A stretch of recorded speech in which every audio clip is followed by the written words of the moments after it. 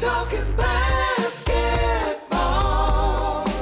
They're fucking dumb as shit. They talk about basketball, but they will make dumb ass jokes. Hello, everybody, and welcome to Pod Don't Lie with Sam and Stav. We are here with you. We lied to you. On the last Patreon for our Hard Dick 1700, although we've been knocked back down under 17, but we're getting there. We said we wouldn't be here. We said that we would be trading off and that you wouldn't see us, but we made it fucking work because there's so much shit happening in the NBA. Me and Sammy both just came straight off the jet.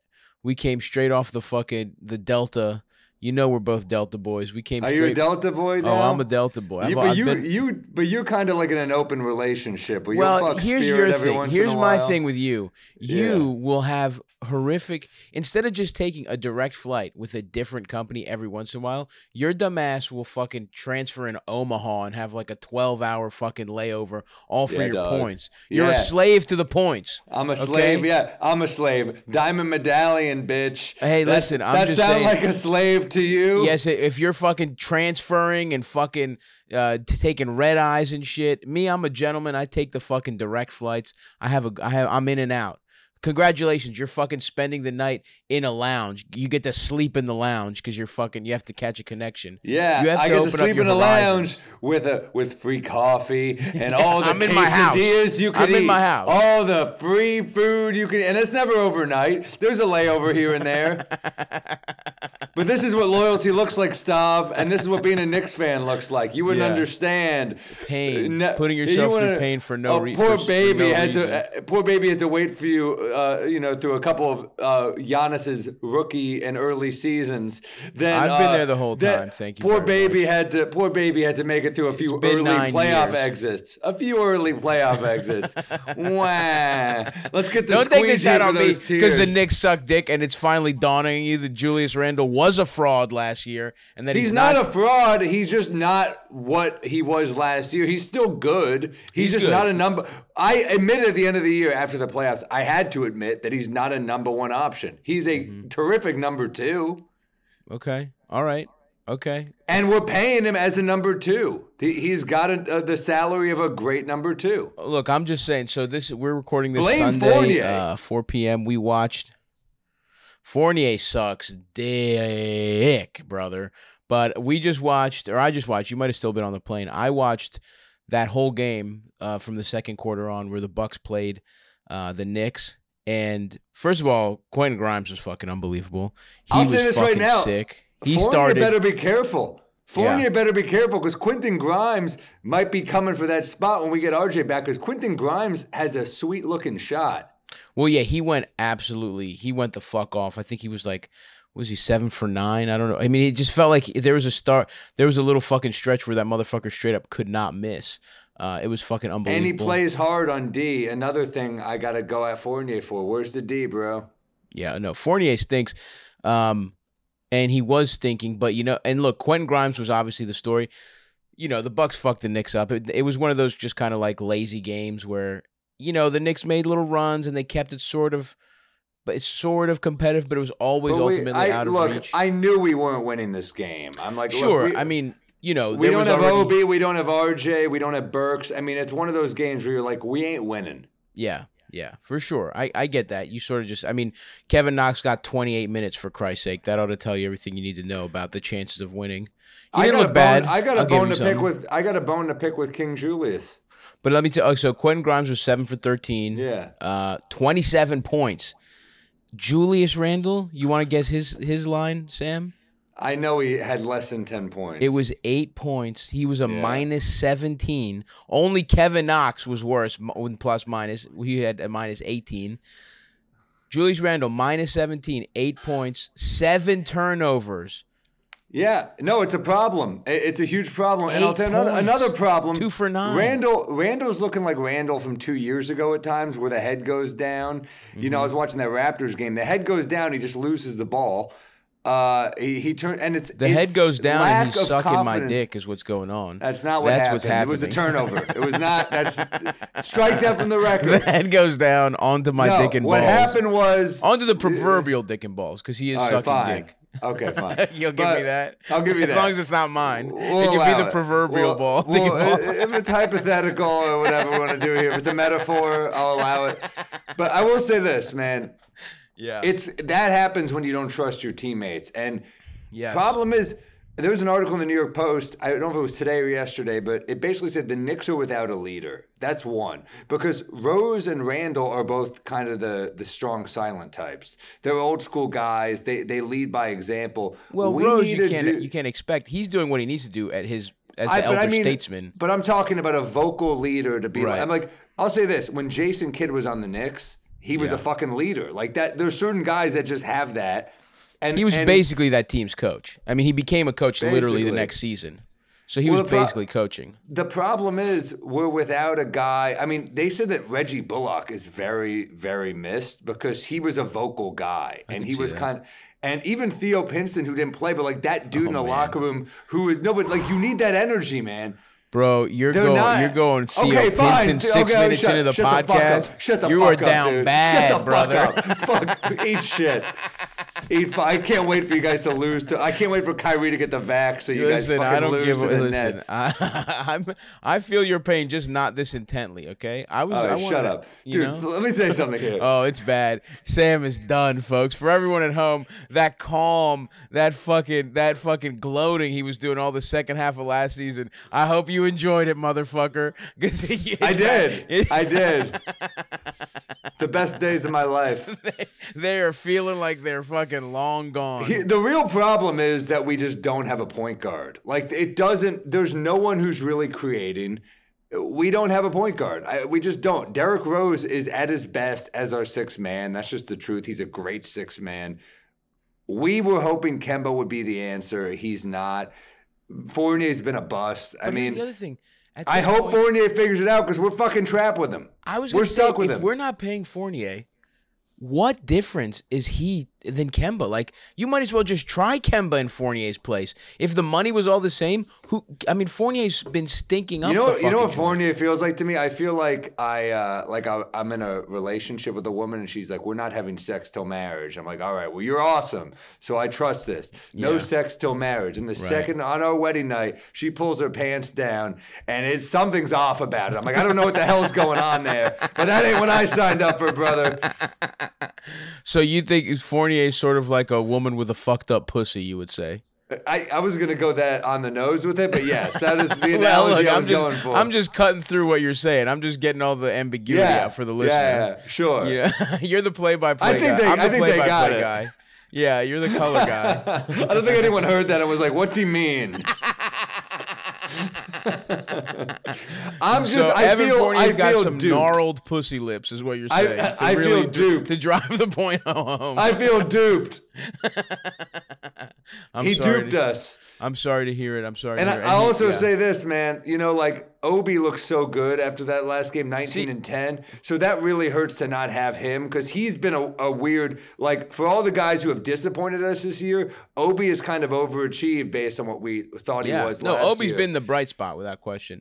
Although, dude, I don't even know if your Fournier analogy is fair because I think what Fournier is he was dating a guy you hated last year and he was flashing his big fucked up pussy all over the court last year. No, he sucked on Boston. That's what I'm saying. There's no surprise. Well, I don't know why. It's like but 2 years ago he was dating another guy that I was like he was like neutral, and I was like, Orlando, what do you think about him? And he's got moments. Yeah, he's got moments, and you're like, really? You're like, look, some nights he'll give you 11, some nights he'll drop 26. Yeah. So that's all I'm saying. I just think we were being a little too naive. And look. I was not happy with the signing. I just mean in the Knicks in general. It's just he tricked us, and it's even worse because he tricked us after the first night. We really thought we had something with him. That was true. He put together his best game. Literally, that was a fat so far the performance. only good game he's played. I'm about to say something. I'm about to say something that's going to break your heart. It's going to break my heart as I say it. The Boston Celtics are a better basketball team than the New York Knicks. Don't say it. Look at their team Don't and look say at ours, it, man. But look the way It's we're gotten that performing, bad that quickly. I hope that I'm wrong and we can turn it around. But right now, there is no denying that they're a better team than us. Fuck. Am I wrong? Yeah, I mean they suck too, but we are really sucking. We are really sucking hard cock right now, in a major way. The Celtics have kind of become.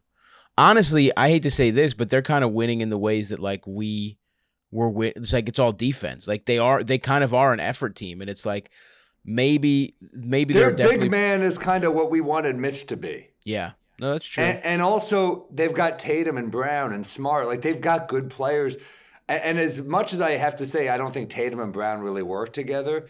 Yeah, you could say they the work same. Together. You could say the same of the Knicks players, but but we don't have fucking all-star level talent the way they do. Except for Randall will still probably be an all-star this year, but I don't know. I'm really, it's looking bad from my vantage point, my friend. Yeah. Just right now, I wouldn't bet on it. Did we put a gentleman's bet on it? I think we did. We did.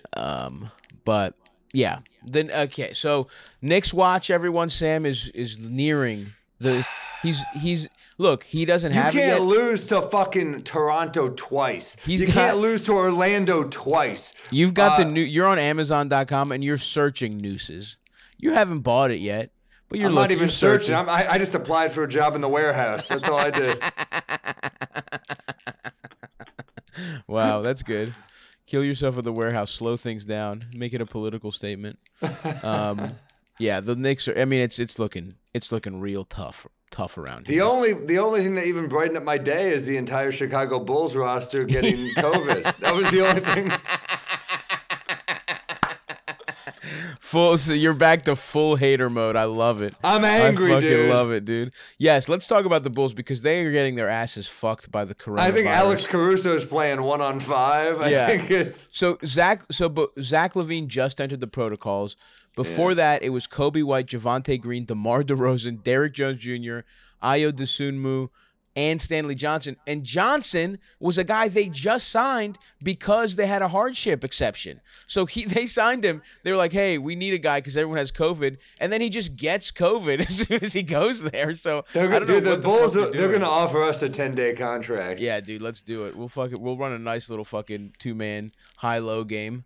You can run off screens. I'll be the central hub in the offense. I'll be up top. You're Steven Adams. Yeah. I'm passing out of the high post for sure. Dude, it's pretty rough. And like I look at that and like, you know, the Bulls have dealt with some COVID. This is the first kind of COVID blow the Knicks have gotten this year with OB. Dude, even last year, RJ. that's a huge part of the luck, you know? It's like we were one of the few teams that did not get, you know, as you have said many times, it's part of the injuries are part of the game, and not getting sick. Not getting COVID is part of the game, brother. You got to wear those masks. You want to be a team player. Wear the mask out. Don't get COVID. Yeah. So who knows? It seems like the Chicago Bulls were all French kissing. They were all playing spin the bottle on the airplane ride home because it's a serious outbreak over there, and to the point where I mean, hopefully they have it contained, but you need 8 players to play, and I think they're at 9 right now. And basically, it's Caruso, Vucevic, who had COVID already. Vucevic, who already had it, and then Lonzo. And hopefully Lonzo and Caruso don't get it. But, you know. But, you know, if they get it, they get it. That's part of the game, bro. So, right now, they don't have to postpone, and we haven't had any postponements this year.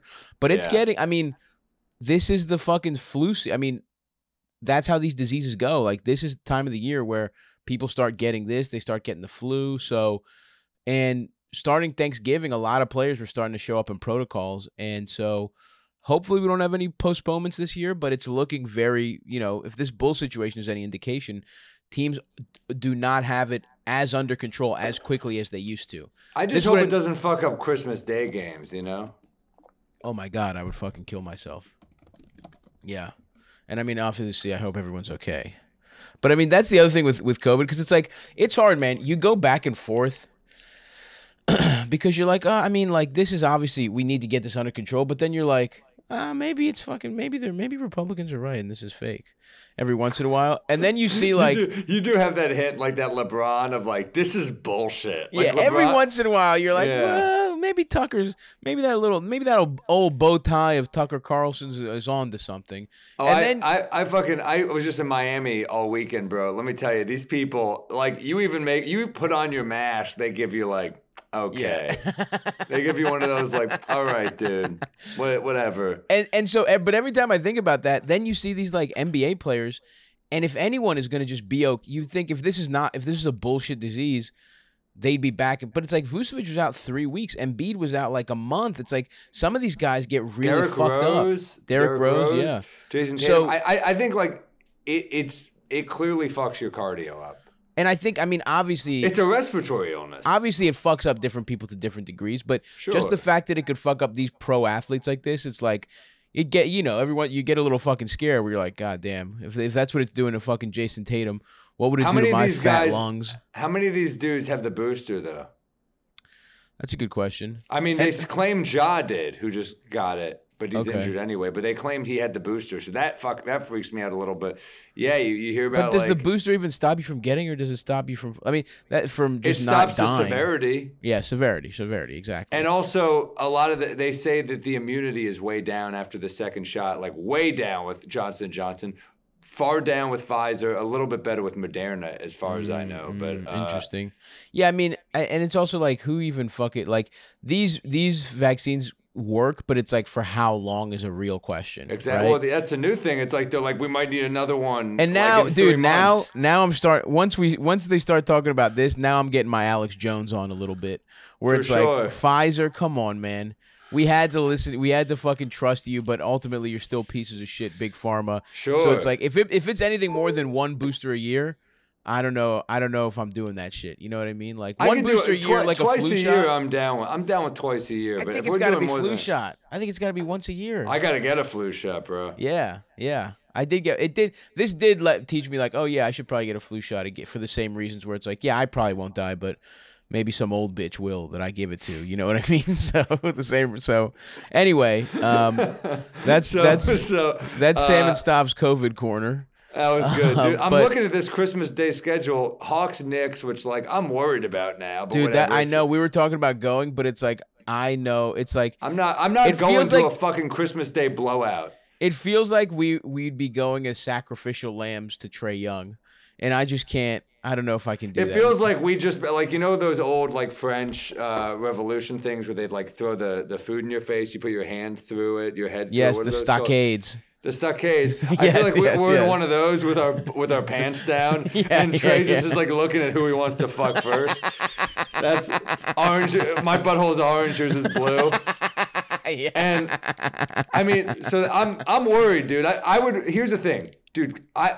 I say by all means come over, we'll order Chinese and watch all day of basketball, but I don't want to go to the Garden. Look, we can play. How about this? We can play it by ear. Play it by ear. If we heat up, but right now I'm not happy, bro. And the next game is the Celtics Bucks, and I'm like, why the fucking Celtics? I don't give a fuck about the Celtics. I think the Celtics these are all, you got to remember this shit at preseason. It's like, everyone was kind of thinking the Celtics were going to do. I didn't. We were correct about them sucking dick.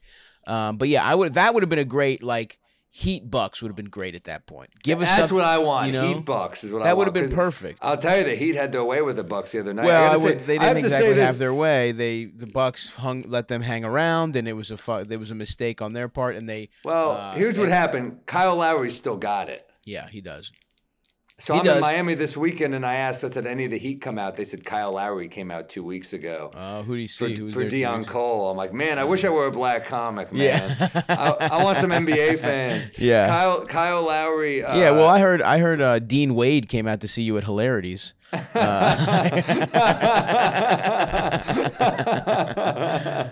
dude, I would die if fucking. I'm like, is that Joe Ingles? I'm at Wise Guys in Utah. Oh, good japes, mate. Well, dude, the next game, great game, Warriors Suns. I love it. That is hard dickery, especially if Clay is back. Yeah, which I don't know. I think if he's gonna come back for Christmas, we'll know next week. So hopefully, they were talking about like Nets Lakers, which is a good game. That is a good game. Yeah, and then we get Mavs Jazz, which is fine. Yeah, that's a big letdown for the last game. But I guess I don't know who else but who else do you do? Because the Nuggets are ravaged, the Clippers are ravaged. It's kind of like, who's the obvious? I would rather see Mavs Clippers even ravaged than Mavs Jazz, but that just goes to show how much we disrespect the Jazz. No, because the Jazz are fine.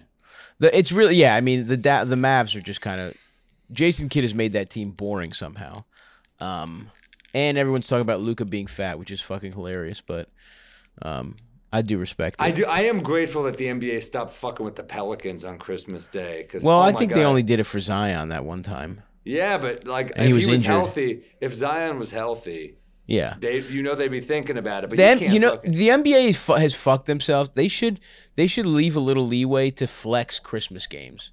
You know what I mean? Because it's like things always change. We're just putting more dudes on standby so they can't see their families. Yeah, well, you know what? Fuck them.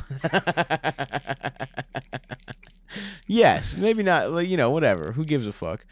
They should be able to do some kind of, I don't know. I guess that makes it hard. I guess that's true. But it would be nice to flex, like, you know, I don't know, the Bulls into this. You know what I mean? Like the Bulls would have, although they might not even have anyone. I don't know if that's a good call, Stav. They weren't safe. You got to be safe. You're right. Part of the game is being safe. Yeah, I don't know. But yeah, I don't know. It'll be funny to talk about the Bulls a little bit. You know, one thing that might be kind of nice is for them is like they might lose some of these games, but this will really, truly force Vucevic to. I mean, they are going to force feed him the ball. It's going to be like fucking foie gras, basically. They're going to. This motherfucker is just like he will have no choice but to eat shots, and that might be good for him because that motherfucker's been slumping like a motherfucker. So that might be one silver lining if it's the fucking Vucevic show. I wonder who they're playing coming up. Let's fucking see their fucking. Let's look at their fucking little bitch ass calendar. They got Detroit. You really like to see that when you've only got 8 players. Who, by the way, Jeremy Grant is hurt. Then they have Toronto. Yeah. Then the Lakers, not great. Then the Rockets, that these are all pretty winnable games. They're winnable. And then Toronto twice. The Pacers. Then Atlanta on a back-to-back. But by that point, that's December 27th. I would love for the Knicks to make a move for Malcolm Brogdon. The Pacers are going to blow it up. Let's fucking get Malcolm Brogdon. You can't trade him. You can't this year. Why? He just resigned. He resigned. Yeah, but I think after December 15th, he's tradable, no? No, because he did his extension during the season, so there's just 6 months after you sign it. So that'll put him after the trade deadline. That's so it's not possible until the offseason. So I'm so annoyed. I love how he plays. I want him on the Knicks. Yeah, that would have been nice. But he's like a tough point guard too. Can I ask you though? Again, we don't have. What the fuck are our assets? That Mavs pick that might be in the fucking mid-20s. I don't want to get into specifics right now. All I know is that he fits our team. You don't want Did you see this headline? You don't want to get bogged down by specifics right now, huh? Facts are boring, brother. I lead with my heart. Now, did you hear this? Did you hear about LeVar Ball being LeVar Ball again, saying LaMelo has never asked Hornets owner Michael Jordan for advice? And the quote is, "What's he gonna tell him?" Yeah, he was like, "What did he say?" It's like it's been. When's the last time he won a championship? Which is so fucking funny. I don't know, his mid-30s, which is still pretty impressive. He's so fucking awesome. That guy fucking rules. What's he going to tell? And also, it's sort of like, you know what's funny? I remember when we had Walt Frazier, we did the interview with Walt Frazier. I asked him, I was like, how often do the guys ask you for advice? And he said never. Wow, really? Can you imagine having the greatest Nick in your building and you could just be like, hey, Walt, can I just ask you something about winning? Can I just pick your brain? And literally no one has done it. That's fucking insane. No one? That's wild. I mean, why would you not ask MJ like this is the greatest player ever? Well, I'm sure that's not how LaMelo feels. Let's put it that way. I know. LeVar is out there trolling. But don't you think there's I know it's why. Like Jordan is so petty, he will fucking trade LaMelo. But I don't get it. It's like it's one of those things where you're like, I don't think these young guys ask the vets for advice, and they should. Yeah. I mean, the other thing you do have to realize though is these people are coming into the league. They're fucking 20-year-olds. They're 19. Like to them, a 32-year-old is old. What do you think they think? You know what I mean? Of like of Frazier. You know what I mean? It's like I get it. I know what you're saying, and especially as a fan, they feel more special. But it's like these guys are so in it, and it's like I mean, I'm shocked no one does, right? Like I would think Frazier's a fucking legend, though, dude. And he also is like, you watch clips of clips of some old guys, and you're like, that wouldn't translate. Frazier could fucking. I agree 100%. Frazier's a bad motherfucker. I remember even Kobe was like one of the last dudes to do that shit. Kobe would ask all the vets. Yeah, for sure. But it's funny. It's sometimes it's the guys we think of as cocky, but they're the ones who have the humility to ask for advice. Yeah, I mean, because it's like what you're talking about is like being almost like historians of the game, where it's like they value that perspective, because you know what, maybe they can't even on the court tell you things, but I think mentality wise and psychologically and all this kind of shit, and like team building wise and leadership stuff, I think you can still get a lot from legends that 100%. Even if the on the court stuff they might be a little dated on, but. The other injuries to talk about, obviously, Zion Williamson. That's the biggest injury. My man. He is looking heavy, dude. I mean, he is looking plump as hell for sure. He's in that. The most we see of him is not on the court, but in that Mountain Dew commercial where he just looks fat as shit, eating fucking Doritos with Zach LaVine. And LaVine looks great. It doesn't help him. Awesome. It doesn't help him that he's sitting next to one of the best looking dudes in the NBA. Yeah. Who was like lean as hell. Totally, just a fucking yeah. And look, Zion's adorable, but Zion's a cute kid. He's chunky, dude. He's getting a little chunky. He does look chunky.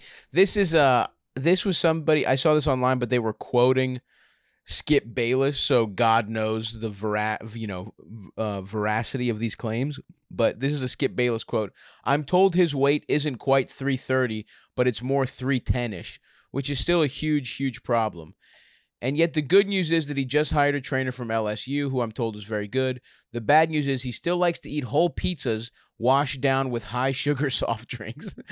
I gotta say, in terms of a fat boy Hall of Fame move, being Zion and being just like injured, your whole fucking professional career hangs in the balance. All you have to do is focus on your health, and you have every resources available to you to still be eating entire pizzas and drinking Coke. On one hand, I'm like, salute, brother. I love what you're doing for the community. Zion should be like community, for the fat community. Zion should be like, what about the team he's on? Well, I was that going to say invested that on this could be a big civil rights case. This could be a big fat body positivity case where Zion's like, I have a right to eat as much pizza and drink as much fucking sodas as I want. I'm gonna be fat as shit, but when I'm out there eventually, I will be good. But here's what I want to see. I want to see Zion make it to 400 and somehow still dunk. Yeah, dude. That would be so sick. Just fat as hell. Just like has like one of those like knee pussies. You're just like, it's like when a guy's so fat his knee like buckles in. Kevin Durant's playing him and he's just fingering him in the knee pussy while they're playing. He's trolling him. Zion's like, stop it. He's just Somebody was doing a Trae Young the other day. That was weird. That was so weird. He literally was like, that looked like he was just like some fucking. I've seen that move by Greek scumbags at the end of when it's closing time. It's like 3 a.m. and it's like last call. Just guys rubbing up on trying to fuck the woman, like absorb her like an amoeba sexually. That's what Kevin Durant was doing to Trae Young. You could tell he had his dick on his butt cheeks. In the interview, he was like, "Yeah, it's nothing. That's just two professionals." I'm like, I'm sure Trae did not think that was nothing. You were being pretty fucking inappropriate. He was being straight up weird. He was like resting his neck. He was like resting his chin on his neck. Like Durant is a weird dude. He's a fucking strange guy for sure. It's weird that he's this good at basketball and he still has these weird little quirks. I guarantee you. Like the fact that he's like, that's some gold dust shit. Well, dude, I guarantee you. Here's my theory on Durant. I think Durant, and we've talked about it. I think Durant is one of those guys that needs to get like dommed. He needs to be dommed. Like women call him a little bitch boy. They're like, you skinny little fucker. They're like, you're all skin and bones. And I guarantee you, he's like, it's like Wolf of Wall Street where he has to get like. He has to get like wax on his balls and shit like that.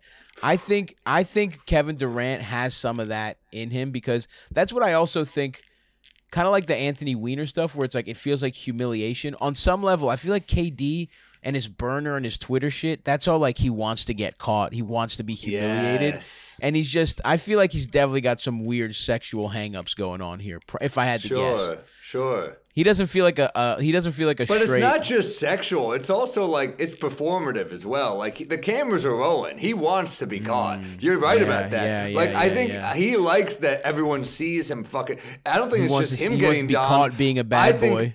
I think he likes to do it to other people as well. I think he wants to pour the wax. You see him fucking with Trae Young. The cameras are rolling. Everyone on ESPN is watching Trae Young get humiliated by Kevin Durant. Right. And he knows Trae Young looks up to him. They have the little picture together when Trae's a little cute kid. Adorable. We can't deny that Trae's adorable. And now, look at him now. He's fucking with him. He gets off on it. I see. So maybe he's a bit of a switch. He likes humiliation, but I think he wants the other person on the receiving end. Interesting. Oh, you might be right about. Okay, I could see that. Look what he did to Golden State. I'm one of you guys. I might stay. I might not. Okay, all right. You're winning me over. He likes to humiliate the other person. Here's some hot wax on your balls. Draymond. He definitely waxed Draymond's balls for sure. Because they get in this shouting argument and then Draymond gets suspended. He really pulled his dick out on Draymond there. He was one of the Draymond is back. I was watching those Warriors, man, and I know they got. Problem is, Steph is too close to the record right now, so it's like every time they just know he's going to shoot a three. So Maxey looked great on him. Not just Maxey, they had fucking Tybal fucking blanketed him. He was every minute he was on the court. Tybal had one. If you just looked at the box score, Tybal had 6 points. He only had 2 blocks. I think only 1 steal, but both blocks were on Steph. And he was just completely. I mean, I think Steph was only 3 for. I mean, he was dog shit. I mean, he was completely ineffectual with the fucking Sixers, and a very impressive win on the Sixers. I mean, they held the Warriors to under 100 points. I think that's only happened one other time this year. I do think though that. I mean, you look at the Sixers like that, how good their defense is, and you just think man, why can't they figure out this Ben Simmons shit? It's really fucked up because absolutely, you're so right. Where it's if they had just, I mean, it's over, right? It seems very clear that this could go, as Morey said. Morey might be petty enough to be we'll run out these 4 years, dude. You won't make any of that money. At the worst case scenario, he gets traded this offseason. I can't. If you're Joel Embiid, because dude, Embiid is playing. He's putting up. Lillard's off the table. Lillard is off the table, and as much as I love Dame, his value has kind of plummeted. All right, because if they could get Dame, they'd do it in a heartbeat. Of course they would, but Dame in general's value has gone down. Look, he's averaging 21 a game this year. His shooting percentage is trash. As great as he is still a defensive liability, and he's getting older. You can't tell me his value has not gone down. He's still one of the best players, but his value is not what it was even last playoffs. Do you not agree with that?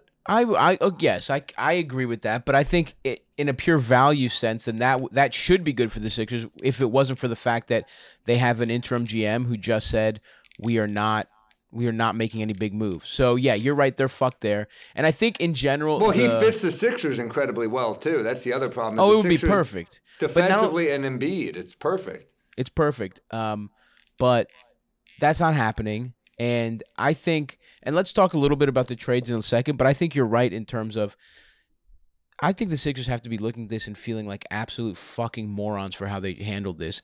Because if you look at how good this team has played and the fact that Maxey has emerged as a real, capable guy on the ball, and how Curry keeps improving, which is impressive, that they kind of had enough. I mean, not enough scoring. Obviously, they would be better off to have one more dynamic scorer, especially shooter. But if you just add Ben Simmons, and if you just pummel teams defensively like they just did to the fucking Warriors without Ben Simmons, if they made their identity what they claimed it was going to be with Al Horford or whatever, where it's we're just going to be such a defensive dude, if you put Embiid, Simmons, and Tybal on the fucking court, it almost doesn't matter who the other two guys are. I mean, maybe your offense is a little too fucked up. Tobias is serviceable. Big body, serviceable, smart player. Is still Danny Green was playing really well, defender. can play really well in points. And So yeah, they fucked up there, but that's off the table. That's a fucking pipe dream. I like Maxey, dude. I really like that kid. No, Maxey's great, but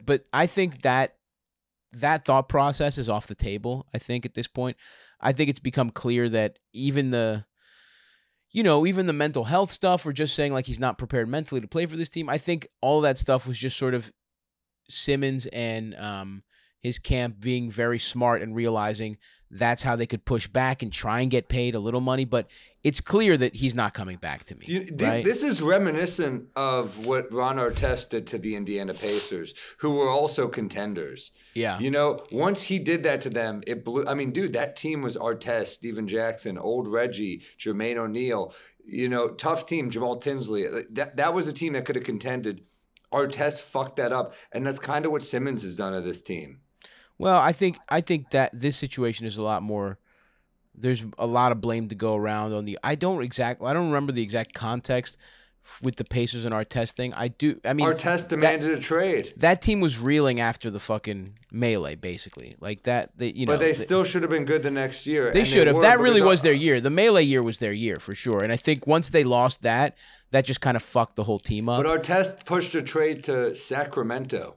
Interesting, hilarious. Remember that shit? I actually don't remember the details of that too well. But I don't know how like in this case, I'd have to look that up a little bit. But in this case, it's just the team really did fuck Ben Simmons over too. Like they really threw that cocksucker under the bus in a way that just made it impossible. I think there's an equal blame to go around after shopping him immediately as soon as Morey got there. The whole fucking organization threw him under the bus. And then instead of maybe taking a lesser package at the beginning of this year and realizing you don't have the leverage you think, they tried to play fucking hardball and they're getting kicked in the dick because of it. And when you look right now at the trade market, we said it, right? Dame's off the table. Even CJ, if you wanted to go there, he's off the table because his fucking lung is punctured right now. So that's not going to fucking happen, even if you wanted to do a deal. Who can they even get at this point? Well, that's what I'm saying. Indiana was talked about. We just talked about Brogdon. He's off the fucking table. They're not taking anybody else. And then there was just Mark Stein had he just reported that they're looking for a Damian Lillard, Shai Gilgeous-Alexander tier player, which of course they are. But where the fuck are they going to get that? I mean, if we want to talk about Shai in and of himself, they wouldn't do that fucking deal. It doesn't make any sense for the Thunder. I mean, the Thunder don't need any more draft picks at this point. Yeah. Number one, the Sixers don't have better draft picks than what they already have. And if you trade for Shai, that just accelerates where the Thunder are in their rebuild. And why would they do that? Why would they surround Ben Simmons with fucking Josh Giddey and fucking, Lou Dort and what does that really do? So a Lou Dort, Ben Simmons backcourt would be that's amazing. good. That's good defense. Defensively, you ain't doing shit though. But it's just like it just doesn't make any fucking sense. And so there's some more reporting that they're trying to that the trade talks have heated up and that there's a lot of 2 and 3 team deal structures being bandied about. I would take Simmons. You don't say. But what would you trade? Would you put RJ in a Simmons package or no? I think you probably would. Probably. But the Sixers don't want that. They don't want a guy. I want RJ, though. I do want him. I like RJ, and I believe in him, but the Sixers wouldn't do that trade because they want shot creation right away. Okay, RJ, Fournier and RJ for Simmons straight up. Come on, man. We just started talking about how fucked up his pussy is, and now we're going to trade him for an all-star? I don't think so. Fournier stinks. We're fucked. We got nothing. There's no way we're getting Simmons. But I don't even want him. I want RJ anyway. Yeah, there you go. I think PlayStation 5 is overrated. I like Dreamcast, dude. Dreamcast was fucking sick. When you went to your friend's house who had Dreamcast, you were like, "Whoa, this is the fucking future." Well, dude, they had NBA 2K on that shit. No, Dreamcast looked incredible, and then it just was gone, and you were like, "What the?" And then video games were shittier for like 10 years. What happened to Sega? What happened to they used to have shit. Yeah, they just aren't. They're just a company that makes video games now. They don't even have like hardware or anything. Really? I think Sega screwed the pooch in a major way. But Yeah, my buddy we used to go there and play fucking, I mean, I would just light dudes up with that Sprewell Houston tandem. On Dreamcast? Yeah, dude. Hell yeah. Respect. Yeah, I don't. I also want to talk about Zion a little bit more. It's like, yeah, I don't know what you do now if you're fucking New Orleans, where it's like, this is getting. I mean, the only comp we really have kind of is Embiid, actually, because Embiid missed multiple years with a knee injury, which is, knees and feet are probably the scariest for a big man. Yeah. And they're both humongous guys. Embiid is really the only guy that it's worked out for, but like, you know, even when he signed that contract, when he came back and he was fucking incredible. I mean, they're very similar, because you remember when Embiid came back that rookie year and he was so good, people were just like, he should be rookie of the year. And then Zion, I mean, last year, 61 games, he averages 27 on 61% shooting. I mean, he was fucking unbelievable. The difference is Embiid is a footwork guy. His jumper's developed. Zion, really, it's all explosiveness. I mean, he's a lot more like Barkley than like Embiid, who is like, if we're doing comps, like Embiid. No, I was just talking about injury prop. Like I know, but I'm talking like body types. You want the ceiling of Embiid in your head. You're like, well, this is like a poor man's Olajuwon, right? Yeah, right. And he's incredible, but I think Olajuwon, of course, was that the best good center ever. Yeah, for sure.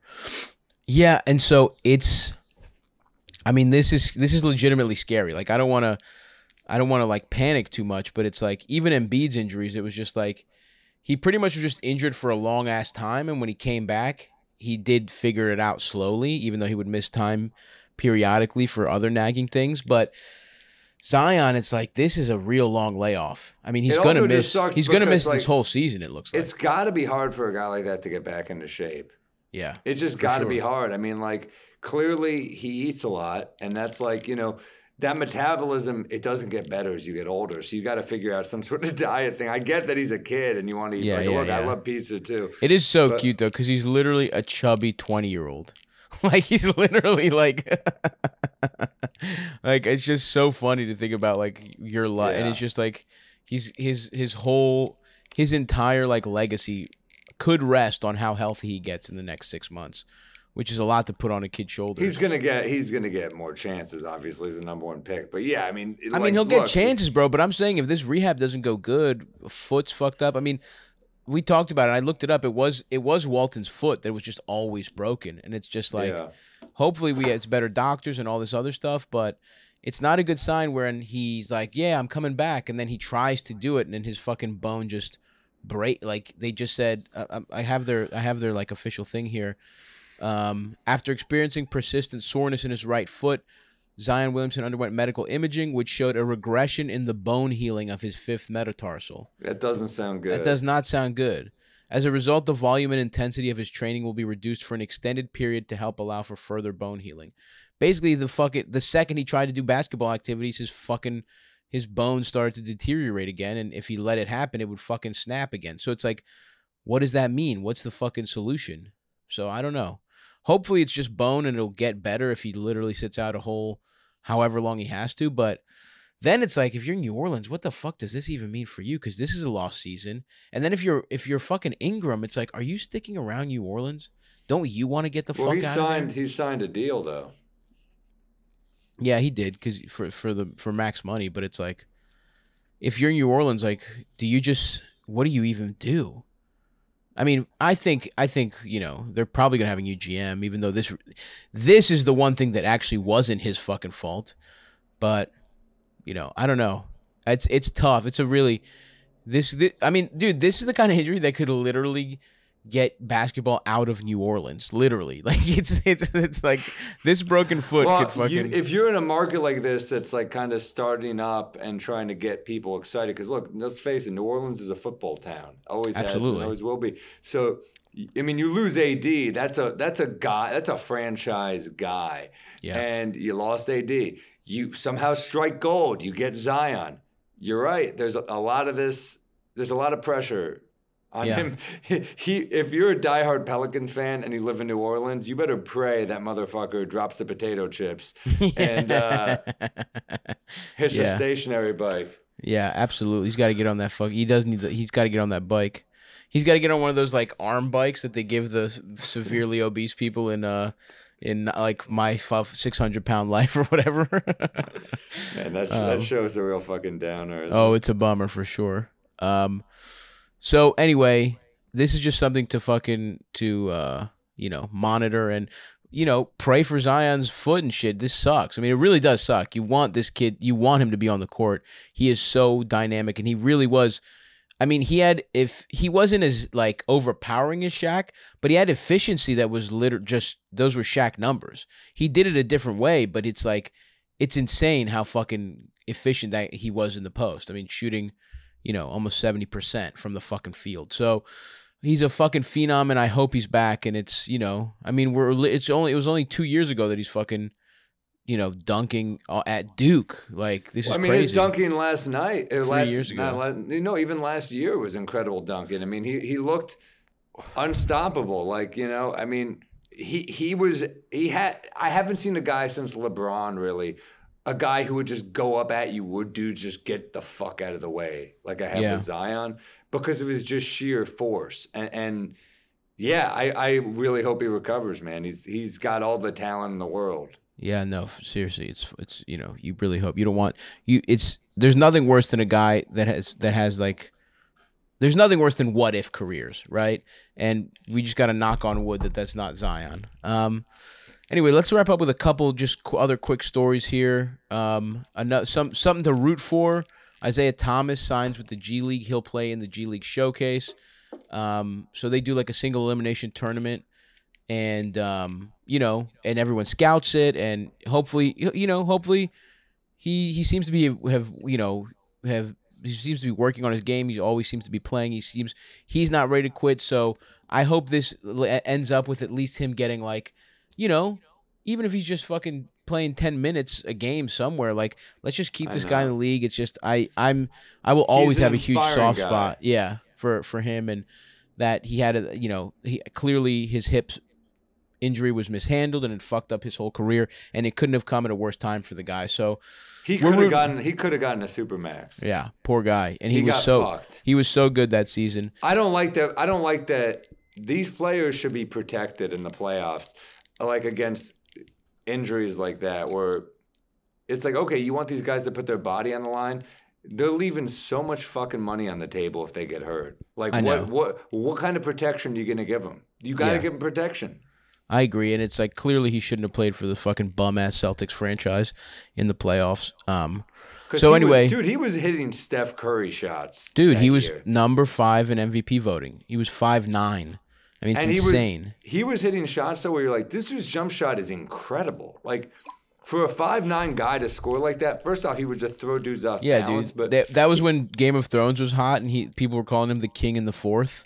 Because he was just like taking over every fourth quarter. He was insane to watch. Like, that is one of my favorite seasons ever, and it's just because of what an underdog and how fucking good he was. And it was just that season was magical.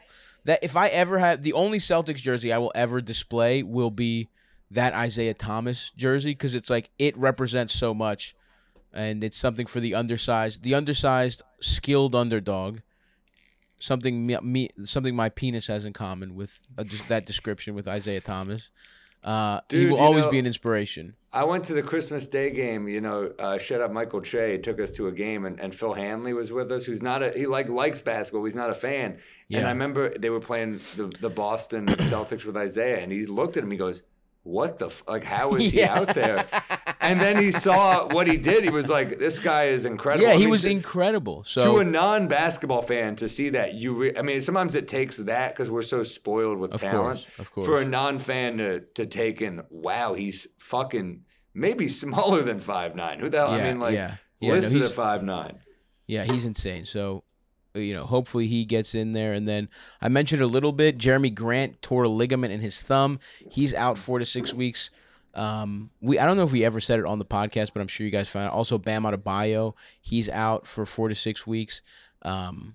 So the Heat have been playing well, even in his stead, though. But I have to say a quick shout out to Kyle Lowry, who's looked amazing this year, and really like what a shot. I mean, amazing when you look at kind of he and Kemba were very much like head and head in a lot of ways for many years, both all-star players in the East. And it really just goes to show you what being a defender, like Lowry was always a better two-way player. Kemba was a better scorer. Yeah, durable. I mean, also his injuries obviously have really undone Kemba's career. But you're right, that kind of player ages a little better.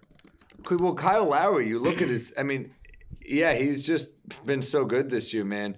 Averaging 8 assists a game. I mean, just terrific. I mean, you know. Yeah. So I mean, they're good, and the Heat are just hopefully they can get him back. They can get Bam back. Against your Bucks, he was 22 and 13. He was very good. Yeah, he was very good. The Bucks let that one slip through their fingers. Although I have to say they were a little lackadaisical and they let it get away from them. But I will say, they. In the next game, they played the Rockets, who I know there's a talent drop-off, but they were streaking. They're talented, whatever. Giannis, they were hanging around until Giannis decided to just drop his nuts on them, and he had 41, 17, 5, 3 steals, 2 blocks. I mean, that, even on the Rockets, that's fucking crazy. That's an insane line. That's video game numbers. No, I mean, I think he's without a doubt the best big we've seen. And the Heat, by the way, I would say since Shaq, I would say about Giannis. I would say he's the best big since Shaquille O'Neal. For sure. Or Duncan. Pick your poison. Those are the two guys. True. Yeah, I guess I kind of just lump them in as the same generation, but Duncan played longer for sure. But and the thing I'll say about the Bucks, sure, they lost the Heat and they should have won that game, but that's the first game they've lost all year when they've had Middleton, Giannis, and Holiday playing. So the team is really coming together, and they're going to be really fucking good, and I think they come out of the East personally because of all the continuity. Although, like I said last in the Patreon, it does scare me that I feel like Lopez is just going to be out. I feel like it's one of those things where they're just not telling us the severity of his injury, but they said he hopefully will be back by the end of the year, and I just don't see a 7'2" guy getting back surgery in December and coming back to play by June. But who knows? But also even without him, Yeah, and listen, Boogie's been fine, and it's fun. But I'll say it's fun to root for Boogie. I take that trade. If I'm the Bucks, we lose Lopez, they lose Kyrie. Yeah, of course. The Nets are fucking reeling with that for sure. And same with the Sixers. They lose Simmons. So it's like other teams are bleeding worse than the Bucks. True. That's a good point. And then finally, I just wanted to fucking highlight the Cavs fucking spanked the Kings. I mean, especially in the first half. They kind of let them get back in the second half. But the Cavs had 81 points in the first half. Mobley had a 15-15 game. Wow. Him and Jared Allen were just fucking suffocating motherfuckers. And the Cavs haven't trailed in 11 straight quarters right now. And something really fucking nice is going on over there, man. It's fun to watch. And that goes to show you, man. And I think it's emblematic that they did it over the Kings, which is this team that, every year it's like, oh, will our guy make the leap? And all this shit. But it's like, at the end of the day, you gotta get good players. That's really and Mobley is so good. And Aaron Fox is also just like he doesn't really have the help. It's one of those things where you're just kind of like, what is this gonna be? Yeah. He's definitely a good player, but it's such a point guard rich league right now, and it's tough. If you're a point guard, you got to be really good now. Yeah, and I think, Halliburton is a nice pickup, and I think getting Rashawn Holmes was nice for the Kings, but yeah, they don't really... Bagley. Yeah, Bagley's Bagley, right? But yeah, I just think at the end of the day, the Cavs, it's like they were bad, they got some talent on the roster because of that, and then they just fucking got lucky with somebody who might end up being the best player in this draft in a good draft. So he looks... The more you watch Mobley, the more you're just like, this guy is just, you just fall in love further and further. I mean, they got Kevin Love smiling now, dude. Like, he's happy to be there.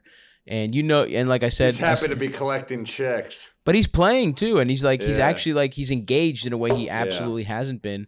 And so, yeah, if you're Cleveland, he's going to go down as a legend. It's weird of all the guys, he's the one who stuck around, and Yeah, I mean, I don't, he does. His legacy is very interesting because he was one of those guys, all the promise in the world in the Timberwolves, and then huge piece of a championship winning roster, and then the back.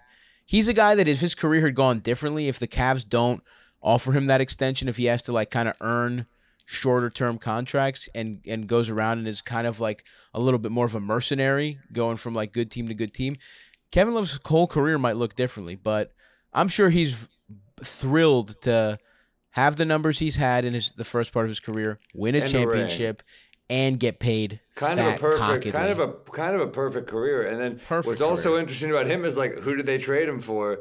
Andrew Wiggins. Wiggins is connected to so many weird trades. You're right. Wiggins being that's so interesting. Wiggins being like in the Warriors now is such a fun little wrinkle for that old Cavs Warriors. I'm just saying, dude, every week it's like, let's get LeBron back to the Cavs. Let's get Warriors Cavs going again. Dude. Yeah. But anyway, I'm sucking off the Cavs big time. I want to tip my cap to the Sixers for beating the Warriors in such an interesting defensive fashion. And Zion, we're praying for you, our tubby champion. And the Bulls, we hope you all recover, but take your time recovering. You know what I mean? Don't rush it too much. Anything else you wanted to touch on, Sammy? Nah, dog. I hope the Knicks put it together. We might have to be watching these games on TV. We might have to watch them from home. Because I'm pissed, dude. I'm fucking angry. Yeah. But whatever. Also, Dallas this weekend, folks. And also, on sale tomorrow, Beacon Theater, motherfucker. One night, May 7th. May 7th. One Beacon night. Theater, yeah. I love it. The Beacon. That's fucking awesome, dude. I'm pumped. Go Knicks. Go Knicks, of course. I will be doing, if you're listening, this week in New York City and Brooklyn, I'll be doing my holiday edition of Pantheon. It's a great lineup. We got Jessica Curson, Roy Wood Jr., Brandon Wardell, Jordan Jensen. Nice little lineup. Yep. So come out and see that. And I will be doing a New Year's Eve matinee at 6 p.m. at the Stand. Love it. So come out and see that. I'll be working on some new material. It's going to be a real fucking process, folks. Got to start it up again one way or another. So it's the best. I'll be doing a lot of crowd work, a lot of asking you about your New Year's resolution, and I'll have maybe 12 minutes of real jokes by then. But come on out. That'd be good, though. Yeah, we'll see. Appreciate it, guys. Thanks for listening. Leave us a review. Leave us a 5-star review. Let's see what our newest 5-star review was actually, and we will read it out here on the show. Let's see here. This is from Nike Fitted Laker, who says, "Rock hard.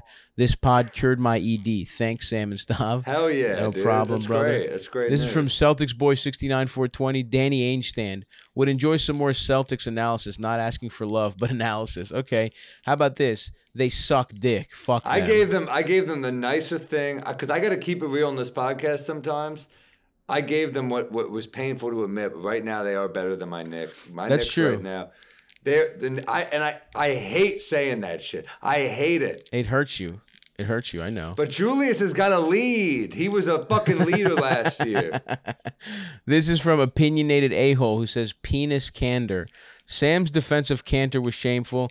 Thanks for setting him as straight as possible, Stavros." That's right. Fuck Enos. Fuck Enos the penis canter. This is from Chris Middlington. "Love the pod. In the last year and a half, this podcast took me from casual NBA fan to someone watching full early season games.